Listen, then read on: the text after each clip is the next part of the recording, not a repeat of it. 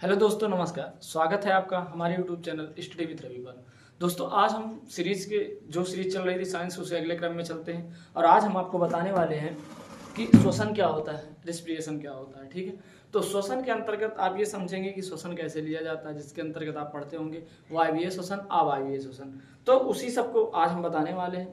तो अगर चैनल पर नए हैं, सबसे पहले आप चैनल सब्सक्राइब कर लीजिए और बेल आइकन प्रेस कर लेना, जो घंटी बनी रहती है, ताकि जो भी नया वीडियो अब तक अपलोड हो आप तक पहुंच जाए। ठीक है, तो चलिए चालू करते हैं। लेकिन श्वसन को जानने से पहले हम थोड़ा फेफड़े के बारे में जानेंगे। फेफड़ा क्या होता है, कैसा होता है, वजन क्या होता है। क्वेश्चन आ जाएगा तो आपको छोड़ना नहीं है, ठीक है, तोड़ के आना है। तो फेफड़े के बारे में हम बात करते हैं। इसे लंग्स बोला जाता है।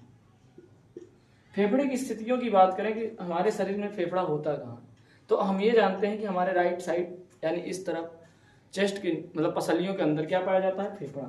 अगर जैसे बात करें कि कोई व्यक्ति है,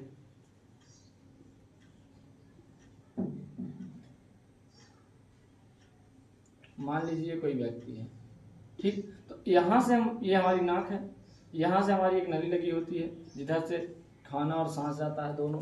तो यहाँ पर एक एपिग्लोटिस होता है, वो अलग की बात है। फिर यहाँ से आता है तो यहाँ पर एक फेफड़े ऐसे बना रहता है,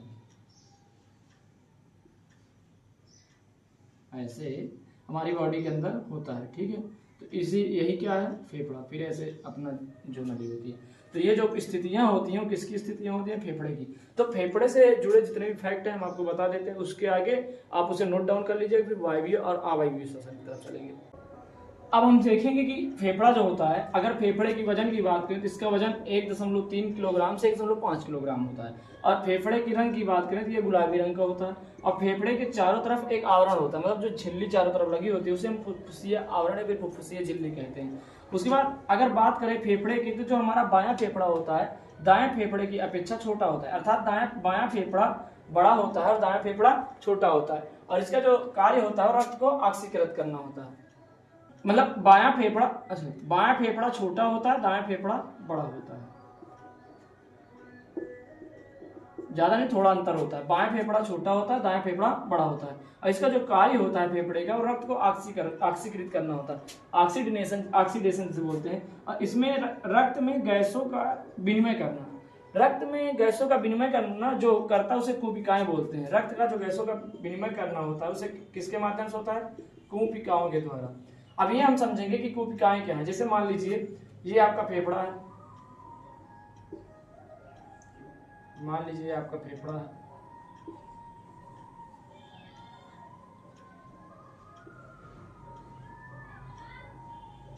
ये फेफड़ा है। तो यहाँ पर एक छोटी छोटी एल्वोआई होती है। एल्वोआई मतलब इसी को ही बोलते हैं कुपिकाएं। यहाँ पर एक छोटे छोटे केशिकाएं होती है, जिसके माध्यम से इसका काम ये होता है जब आप सांस लेते हैं तो ऑक्सीजन को संग्रहित करना, कार्बन डाइऑक्साइड को छोड़ना। मतलब जब यहाँ पर ब्लड आता है तो यहीं पर ब्लड आने के बाद इसमें ऑक्सीजन का मिलना होता है, कार्बन डाइऑक्साइड का निकलना होता है। तो ये किसके माध्यम से होता है, तो ये कुपिकाओं के या फिर वायु कोष्ठिका बोला जाता है, या फिर इसे क्या बोला जाता है, वायु कोष्ठिका, जिसके माध्यम से ब्लड में ऑक्सीजन मिलता है और कार्बन डाइऑक्साइड निकल जाती है। तो ये सारी प्रक्रियाएं फेफड़ों के अंतर्गत होती है। ठीक है, अब फेफड़ों में श्वसन होता है। श्वसन क्या होता है, सांसों का लेना, सांसों का छोड़ना, यानी सांसों का आदान और सांसों का प्रदान करना ही क्या कहलाता है, श्वसन। श्वसन में भी कई टाइप हो जाते हैं, आप समझेंगे वायवीय श्वसन, अवायवीय श्वसन। तो हम इसको आप लिख लीजिए, फिर उसके बाद श्वसन की ओर चलते हैं। अब हम समझते हैं श्वसन क्या होता है। हम पूरा इसलिए लिख रहे हैं ताकि आपको समय ज्यादा ना लगे और आप जल्दी से देख सकें। तो आप वीडियो को रोक कर लिख भी सकते हैं, फिर आप वीडियो को चलते दीजिए, लिखते रहिए, समझते रहिए। मतलब ये श्वसन क्या होता है, श्वसन ये होता है कि जब हम सांस लेते हैं और सांस छोड़ते हैं, उस प्रक्रिया के दौरान जब एटीपी का निर्माण होता है, एटीपी मतलब जब ऊर्जा का निर्माण होता है, तो यही प्रक्रियाएं किसके अंतर्गत आती हैं, श्वसन। तो आपको डिफिनेशन पेपर में ऐसे लिखना है, जब हम गैसों का आदान प्रदान करते हैं उसके उपरांत हमारे शरीर में कोशिकाओं के अंदर ऊर्जा का निर्माण होता है, यही क्या कहलाता है, श्वसन। श्वसन के अंतर्गत हम देखेंगे दो टाइप का होता है, एक ऑक्सी श्वसन हो जाता है, उसे ही बोला जाता है अवायवीय श्वसन। एक हो जाता है अनाक्सी, एक ऑक्सी एक अनाक्सी, एक ये है अनाक्सी। ये अनाक्सी श्वसन हो गया, ये ऑक्सी श्वसन हो गया। या फिर पेपर में आपके आ सकता है कि अवायवीय श्वसन या फिर वायवीय श्वसन, इसके अंदर इसके बाद श्वसन भी लिखा रह सकता है। आपको कंफ्यूज नहीं होना, सेम यही है, आधा आधा बांट दिए, इधर अवायवीय श्वसन, इधर वायवीय श्वसन। अब हम पहले अवायवीय श्वसन की बात करेंगे। अवायवीय श्वसन के अंतर्गत हम ये देखेंगे कि जब ऑक्सीजन अनुपस्थित होता है, मतलब ऑक्सीजन उपस्थित नहीं होता, मतलब ऑक्सीजन के गैर मौजूदगी में, जब ऑक्सीजन की गैर मौजूदगी में प्रक्रियाएं संभव होती हैं तो उसे हम क्या बोलते हैं, अनांशिक श्वसन या फिर अवायवीय श्वसन। उसमें पहला पॉइंट हो गया ऑक्सीजन की अनुपस्थिति होती है। दूसरा पॉइंट ये हो गया ग्लूकोज का विघटन। विघटन मतलब आंशिक विघटन होता है, आंशिक मतलब थोड़ा सा, आंशिक विघटन मतलब थोड़ा सा विघटन होता है, थोड़ा थोड़ा। उसके बाद कोशिका द्रव में संपन्न होती है। यह प्रक्रिया कहाँ संपन्न होती है, कोशिका द्रव में।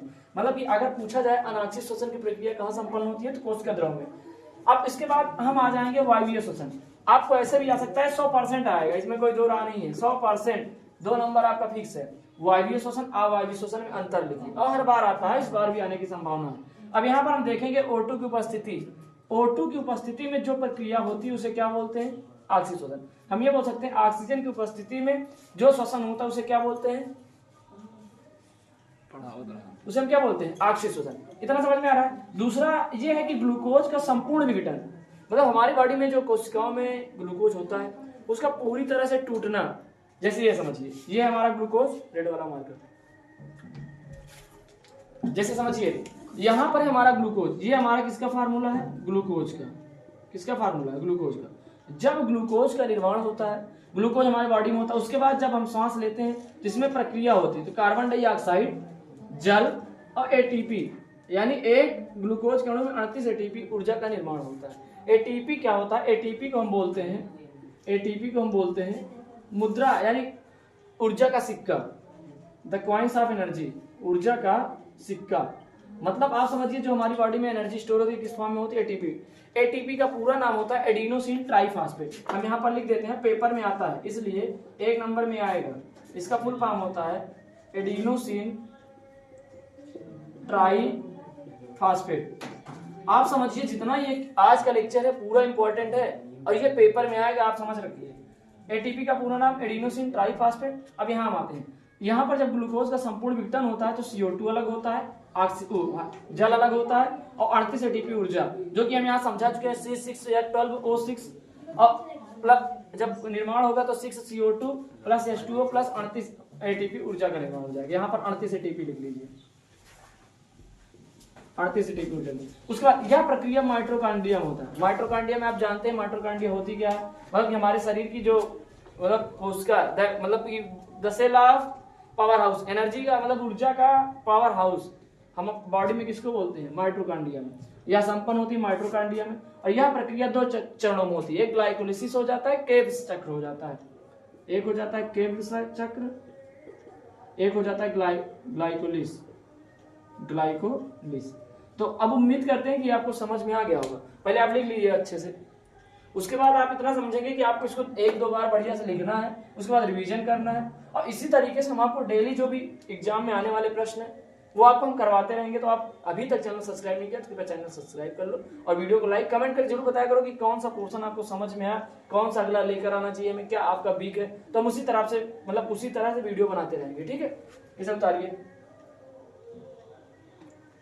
अगर उतार लिए हैं मतलब कि ये जितना भी तथ्य लिखा हुआ है, उसके बाद कुछ इंपॉर्टेंट फैक्ट हम इसके बारे में लिखा देते हैं। जैसे पेपर में नहीं आएगा लेकिन आपके जानकारी के लिए जरूरी होगा कि आपको ये ना रहे कि आप पढ़े नहीं हैं, तो इससे आप लिखिए।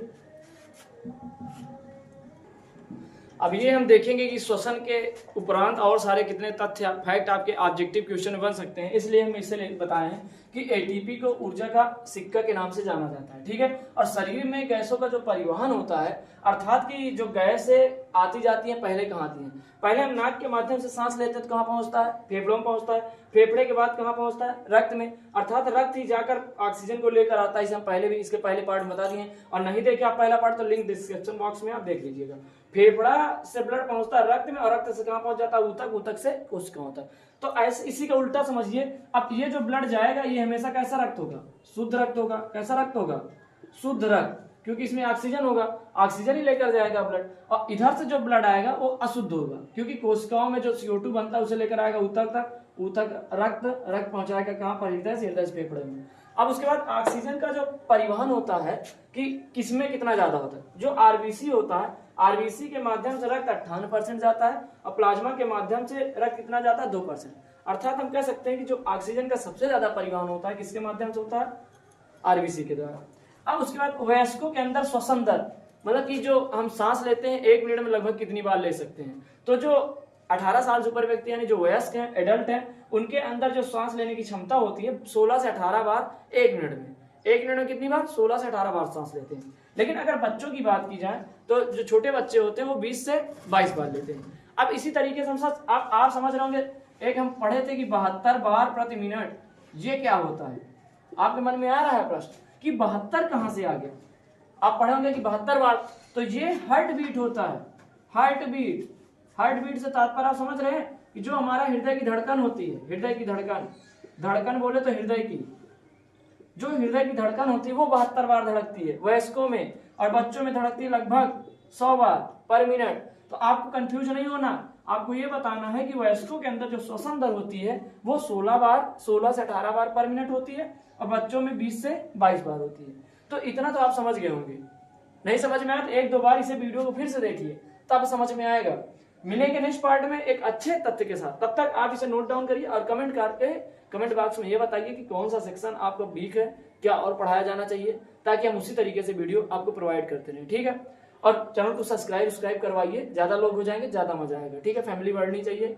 तो मिलेंगे नेक्स्ट वीडियो में, तब तक के लिए आप इसे याद करिए, रिवाइज करिए। धन्यवाद।